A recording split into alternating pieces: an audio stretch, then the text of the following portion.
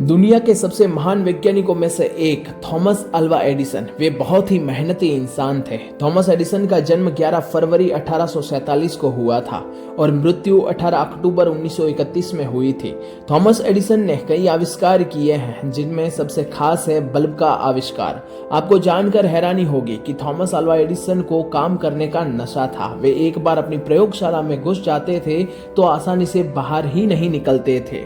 उनकी इस आदत से उनकी पत्नी बहुत ही चिड़ी सी रहती थी। एक बार तो थॉमस एडिसन अपनी प्रयोगशाला से बाहर निकलने का तो नाम ही नहीं ले रहे थे। जब वे कुछ दिनों बाद प्रयोगशाला से बाहर निकले तो उनकी पत्नी ने कहा कि आप दिन रात इतना काम करते हैं तो क्यों आप छुट्टी नहीं ले लेते, एक दिन आप छुट्टी ले लीजिए। एडिसन ने कहा कि मैं छुट्टी तो ले लूंगा, लेकिन मैं जाऊंगा कहाँ। उनकी पत्नी ने कहा, ऐसी जगह जाना जो आपको प्रिय हो, आपको अच्छा महसूस हो। एडिसन ने जवाब दिया, ठीक है, फिर मैं अपनी प्रयोगशाला में ही वापस चला जाता हूँ। एक दिन एडिसन अपनी प्रयोगशाला में अपना काम कर रहे थे, तभी अचानक उनको एक खबर मिली कि उनके कारखाने में आग लग चुकी है और उनकी जीवन भर की कमाई नष्ट हो चुकी है। दुर्घटना के बाद उनका बेटा चार्ल्स दौड़ा हुआ वहां आता है और देखता है उनके पिता एक कोने में खड़े हुए हैं और ठंडी हवा से उनके बाल हवा में लहरा रहे होते हैं।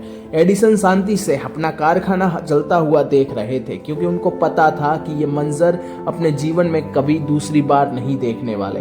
अगले दिन अपने अनेक उम्मीदों और सपनों को राख के बीच देखते हुए एडिसन ने कहा, तबाही की भी एक कीमत होती है, हमारी सारी गलतियां जल जाती है। और आपको ये भी जानकर हैरानी होगी कि इस दुखद घटना के केवल 3 महीने बाद ही थॉमस अल्वा एडिसन ने टेलीफोन का आविष्कार किया। ये कहानी हमें ये बताती है कि अपनी विपरीत परिस्थितियों में हमेशा धैर्य बनाकर रखना चाहिए और मेहनत करते रहना चाहिए।